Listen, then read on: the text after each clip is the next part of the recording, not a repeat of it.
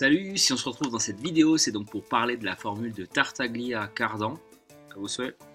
Donc dans le cadre des nombres complexes, l'idée c'est de traiter cette partie de l'activité, l'activité 3, en vue de la mise en évidence justement des nombres complexes, même si on n'en parlera pas là. Donc c'est la généralisation de l'activité 2. Allez, c'est parti, on s'intéresse cette fois-ci à l'équation générale x³ égale px plus q. Donc, première question, ou plutôt avant la première question, x, notre solution, on va l'écrire sous la forme u plus v.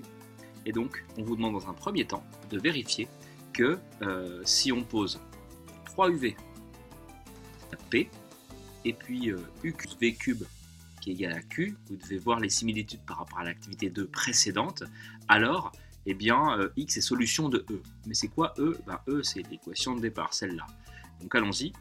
Qu'est-ce qui se passe si je remplace 3uv par p et u cube plus v cube par q? Donc, quand je remplace, ça me donne l'équation E. Si ça ne vous dérange pas, je vais tout passer du même côté. Donc ça fait x cube moins px moins q. Et il faut que je montre que tout ça c'est égal à 0. Alors allons-y. X c'est u plus v. Donc ça fait u plus v moins p u plus v moins q. Et donc là, je me resserre de l'activité numéro 2. Pas de bêtises, c'est ça, l'activité 2. Question 3a, là où on montre que u plus v, le tout au cube, c'est égal à u cube plus v au cube, 3uv facteur de u. C'est fait. Ensuite, il faut que j'écrive moins p u plus v moins q. Et donc, on utilise, on exploite les données qu'on nous a. 3uv, ici, ça fait p, donc je me retrouve avec q plus p moins p facteur de q plus v, c'est-à-dire 0. Conclusion, en x est bien solution de e. Il faut impérativement que je m'intéresse à ces conditions de base. Alors ensuite, comme précédemment, question 2, on va poser grand U égale petit u au cube, et grand V égale petit v au cube. Et donc, on vous demande de vérifier que grand U et grand V sont solutions du système suivant. Alors, si je pose ça, je me retrouve avec grand U plus grand V. Qu'est-ce que ça vaut? U cube plus V cube, par définition. Et U cube plus V cube, on vous dit que c'est égal à Q. Donc, allons-y, c'est fait. Deuxième ligne, nous doit montrer que le produit de U par V, grand U par V cube sur 27. Qu'est-ce que c'est que le produit de grand U par grand V? C'est le produit de petite fois petit v au cube, c'est-à-dire, comme dans l'activité précédente, UV le tout au cube. Et qu'est-ce qu'on sait sur UV? On sait que son triple vaut P. Donc que vaut UV? P sur 3. Et donc il y a le cube que je n'oublie pas. Là, pour la petite histoire, c'est parce que 3UV, c'est égal à P. Et on se retrouve bien avec 3 puissance 3, 3 fois 3, 9 fois 3, 20. Donc en effet, U et V sont solutions du système suivant. Grand U plus grand V égale Q fois grand V, c'est un U ça, égale P sur 27. Et là encore une fois, on va se ramener à ce qu'on a vu la dernière fois. Dans l'activité 1, on a une somme égale à Q et un produit égal à P cube sur 27. Donc en fait, d'après l'activité 1, utilisons là les résultats.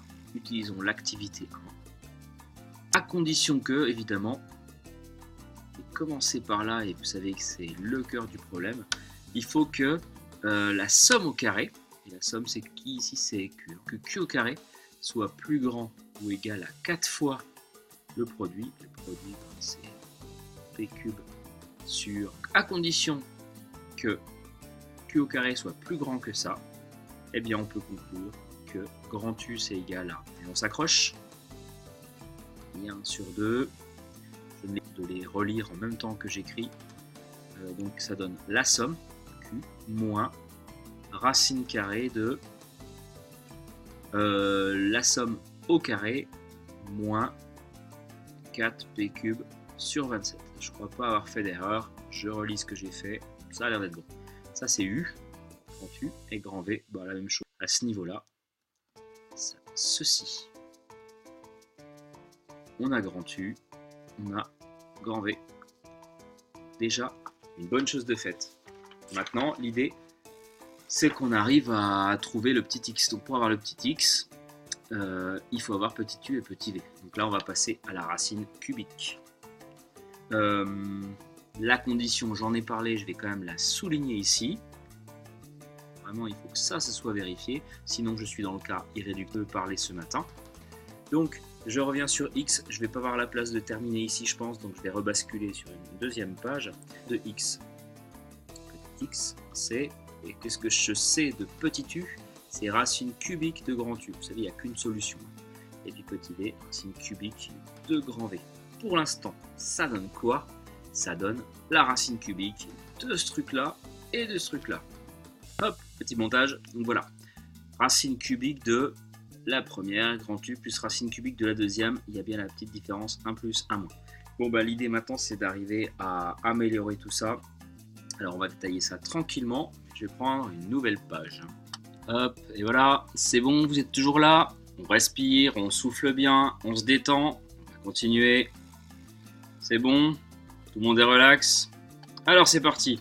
Donc, on est avec un x sous cette forme, une somme de 2 racines cubiques. Ça commence à ressembler à ce qu'il faut. Là, c'est juste un peu d'algèbre. On va déjà s'occuper du 2, là, le faire porter sur Q et puis juste devant la racine. Donc c'est le premier truc que je vais écrire. Je vais faire un petit montage pour gagner du temps. Et voilà.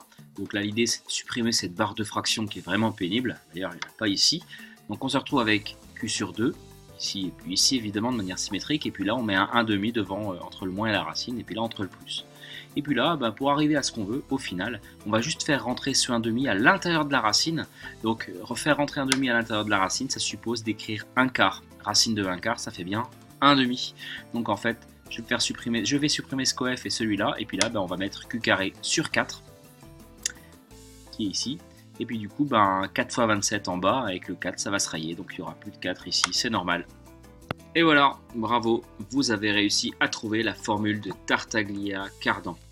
Donc c'est les efforts conjoints de Tartaglia et de Cardan qui ont permis de la mettre au jour comme on vient de le refaire aujourd'hui. Donc cette formule, je le répète, mais elle ne fonctionne qu'à condition que P carré soit plus grand que 4Q carré sur 27.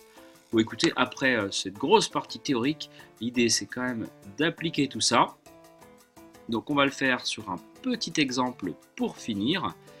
Dans la question 5, on vous dit d'appliquer cette formule pour l'équation x³ égale moins 6x plus 20. Donc, elle est présentée sous la forme voulue. Que vaut P ici? P c'est moins 6 et Q c'est 20. Déjà, on s'occupe de la condition. On a bien ici Q au carré qui fait 20 au carré, c'est-à-dire 400. J'ai fait une bêtise, en fait, Q au carré. Mince. Ok, je viens de voir l'erreur que j'ai faite. Je vais pas tout recommencer. Dans la condition, là, sur la deuxième page, j'ai fait une erreur. C'est Q au carré qui doit être plus grand que 4P³ sur 27. Bon, en fait, on le retrouve là. Donc ici, les valeurs sont bonnes. En revanche, là, du coup, aussi, c'est bon. Q au carré. Donc, je m'étais juste trompé là. Autant pour moi. Normalement, sur la page d'avant, ça doit être bon. Vous me direz si c'est le cas. Donc, j'ai bien 400 qui est plus grand que 4 fois moins 6, le tout sur 27. Ça, après calcul, je vous laisse vérifier, ça fait moins 32. J'ai bien grand que moins 32. Donc la condition est bien remplie. Je vais pouvoir appliquer ma formule youpi. Au passage, dans ma formule, donc d'accord, on l'a identifié, je vais avoir à me travailler cette forme à chaque fois. Donc je vais le calculer à la main, à côté. Ça sera plus simple. Ça fait quoi Q au carré sur 4 moins P³ sur 27. Normalement, vous allez trouver 100 moins 8, c'est-à-dire 108. Du coup, je vais faire ça ici peut-être.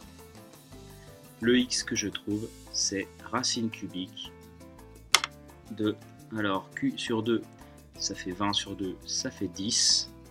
10 moins racine de 108, voilà, j'ai déjà calculé tout l'intérieur, plus racine cubique de 10 plus racine de 108. Voilà mon x. Je pourrais en rester là.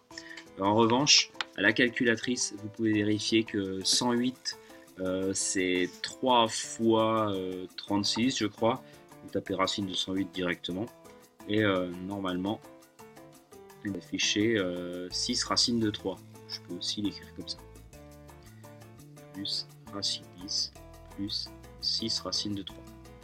Voilà, on pourra en rester là pour le x, mais il y a une petite remarque. En développant 1 plus racine de 3 au cube et 1 moins racine de 3 au cube, on peut exprimer tout simplement ce x justement. Et je vais terminer par ça. J'espère avoir la place ici. Peut-être le faire en couleur. Or, qu'est-ce que je peux dire de 1 plus racine de 3 au cube? Bon, vous savez quoi, on va utiliser directement le résultat qu'on a trouvé à l'activité 2. U plus V au cube. Hein. Activité 2, c'est toujours question 3A, je crois. Donc ça fait quoi ça? Ça fait 1 au cube plus racine de 3 au cube plus 3 fois... C'était 3 UV. Facteur de U plus V. 1 plus racine de 3. Voilà ce que ça donne. Alors, pourquoi on vous fait calculer ça? Et en fait, ça se réduit finalement pas si mal. Ça fait 1 plus... Ça fait quoi racine de 3 au cube? Racine de 3 fois racine de 3, ça fait 3. Fois encore racine de 3, donc ça fait 3 racines de 3. Et puis là, 3 racines de 3 devant la parenthèse, de 1 plus racine de 3, que je vais encore développer. Ça fait 1 plus 3 racines de 3, plus racine de 3, 3 racines de 3, pardon, fois 1, ça fait 3 racines de 3. Et puis 3 racines de 3 fois 3 racines de 3. Racine de 3 au carré, ça fait 3 fois 3, 9. Donc au final, 1 plus 9, 10. 3 racines de 3 plus 3 racines de 3, 6 racines de 3. Tiens donc, 10 plus 6 racines de 3, en fait je vais pouvoir mettre ça à la place. Et de la même manière, je vous laisse le faire, hein. L'intérêt est assez limité, je vous laisse le faire ou pas d'ailleurs. En tout cas, en utilisant la même formule, mais en prenant pour U1 et puis pour V moins racine de 3, finalement, on s'en sert. Et bien on trouve 10 moins 6 racines de 3 au final. Okay, je reviens en bleu. Comment je vais pouvoir écrire x finalement? Eh bien x c'est racine cubique de... Alors c'est celui-là. 1 moins racine de 3. Encore une erreur, désolé. Au cube. Plus racine cubique de 1 plus racine de 3. Et le 6 aussi. Il est temps que ça s'arrête. Non, j'oublie, pas le 6, c'était bon. 1 plus racine de 3, c'est ça que je dois lire au cube. Et donc racine cubique au cube, et ben ça s'annule. Et on se retrouve au final avec 1 moins racine de 3 plus 1 plus racine de 3. Aux surprises, les racines de 3 s'en vont. Il reste 1 plus 1. Mon x. D'ailleurs, vous avez peut-être eu la curiosité de le taper à la calculatrice. Si vous tapez ça, et ben on trouve 2. Grosse surprise, hein. Au passage, je reviens sur mon équation. 2 au cube, ça fait 8. Moins 6 fois 2, ça fait moins 12. Et moins 12 plus 20, ben ça fait 8. Donc 2, c'est la seule et unique racine de cette équation. Alors on pourrait se demander pourquoi tout ça? L'idée c'est surtout de vous montrer sur un exemple simple, trouver une racine évidente, que la formule fonctionne déjà, vous faire manipuler un peu d'algèbre, pourquoi pas, et puis surtout je vous rappelle que cette activité 3, elle va donner lieu à une activité 4 et on va évidemment s'étendre sur la condition qui n'est pas forcément toujours respectée. Parfait, bravo d'avoir tenu jusqu'au bout. Ça c'est cadeau et puis ben à bientôt pour une prochaine vidéo car le voyage continue.